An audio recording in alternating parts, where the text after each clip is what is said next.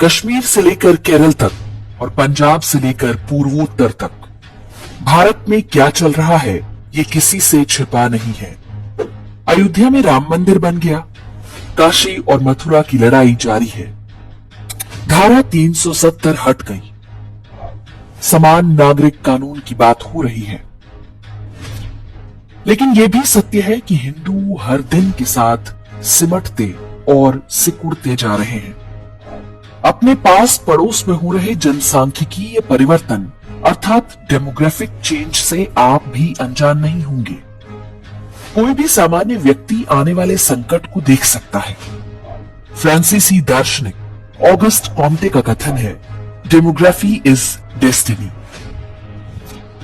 जिस उत्तराखंड को हम देवभूमि समझते रहे, वहां कब मजहब विशेष बहुल क्षेत्र बस गए पता ही नहीं चला। उत्तराखंड तो केवल एक उदाहरण है। हम ये भी देख सकते हैं कि हमारे ही वोटों से चुनी सरकारें, न्यायपालिका और पूरा शासन तंत्र इस भावी संकट को लेकर भयानक रूप से उदासीन है। बहुत दबाव पड़ा तो थोड़ा बहुत काम हो जाता है। समस्या की जड़ पर अब भी कोई वार करने को तैयार नहीं है। जो भी हो रहा है उससे संकट 5-10 साल टल अवश्य सकता है, लेकिन हल नहीं होगा।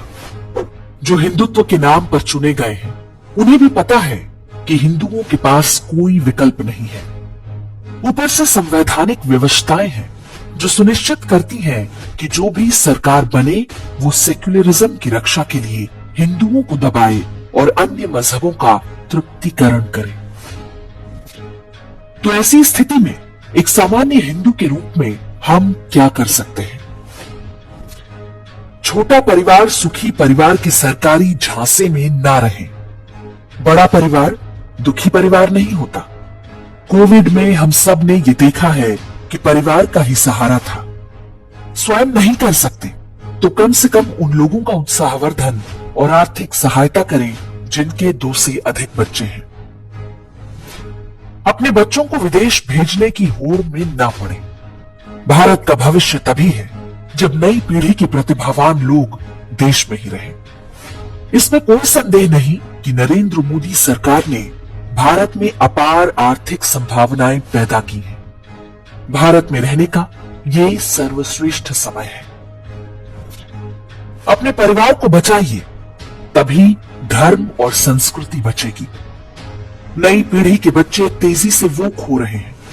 वामपंथ की कुदृष्टि आपके बच्चों पर है। वे इस काम पर करोड़ों डॉलर खर्च कर रहे हैं। बच्चों को बचपन से ही धर्म और संस्कार की शिक्षा दीजिए, अन्यथा वे एक दिन आपके भी किसी काम के नहीं रहेंगे। घर में अंग्रेजी में बात ना करें। बच्चों को अपनी मातृभाषा में बोलने के लिए प्रोत्साहित करें। केवल बोलना ही नहीं, लिखना भी सिखाएं। हो सके तो संस्कृत और किसी एक और भारतीय भाषा की शिक्षा बच्चों को होनी चाहिए। अपनी मातृभाषा पर गर्व करना सीखिए। जब 2 बंगाली आपस में मिलते हैं तो बांग्ला में बात करते हैं। इसी प्रकार उड़िया, मराठी, कन्नड़, तेलुगु और तमिल इत्यादि भी मातृभाषा को प्राथमिकता देते हैं। उन्हें ऐसा करता देख चिढ़े नहीं, उनसे प्रेरणा ले। भाषा बचेगी तभी संस्कृति भी सुरक्षित रहेगी। घर में रामायण और गीता की एक प्रति अवश्य रखें। बच्चों को जन्मदिन इत्यादि पर इन्हें उपहार में दें। बच्चों को अपने धर्म के बारे में पता होना चाहिए, अन्यथा दूसरे मजहबों के बच्चे उनमें हीन भावना डालने और अपमानित करने का प्रयास कर सकते हैं। घर में हिंदू पंचांग को कहीं ना कहीं अवश्य लगाएं।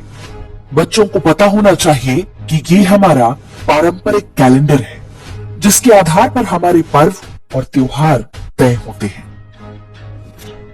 बच्चों को बताएं कि वे हिंदू हैं, ये देश उनकी मातृभूमि है। एक आयु में उन्हें यह भी पता होना चाहिए कि उनकी जाति और गोत्र क्या है। हिंदुओं की हर जाति में महापुरुषों ने जन्म लिया है। कोई छोटा या बड़ा नहीं। जाति नहीं बल्कि जातीय भेदभाव बुरी चीज है। इस बारे में हमारे वीडियो का लिंक डिस्क्रिप्शन और कमेंट में देख सकते हैं।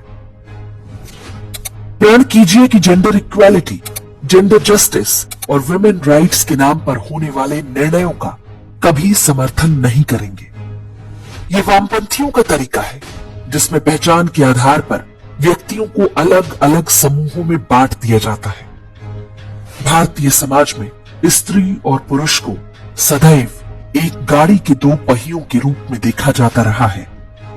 सनातन धर्म में व्यक्ति गुणों के कारण जाना जाता है, अपने लिंग, जाति या कुल के कारण नहीं। याद रखें, हम हिंदुओं को समलैंगिकता या LGBTQ पर किसी के ज्ञान की कोई आवश्यकता नहीं। भारतीय संस्कृति में उनका सदैव स्थान और सम्मान रहा है। समस्या उन मजहबों के साथ है जो उनकी हत्या का आदेश देते हैं। अपने जनप्रतिनिधियों से पूछें कि सरकार हिंदू मंदिरों पर अपना नियंत्रण कब छोड़ रही है। सरकारों को पता होना चाहिए कि हिंदुओं से धन लेकर सेक्युलरिज्म का धंधा अब और नहीं चलेगा। हलाल सर्टिफिकेट देखते ही हंगामा मचाएं।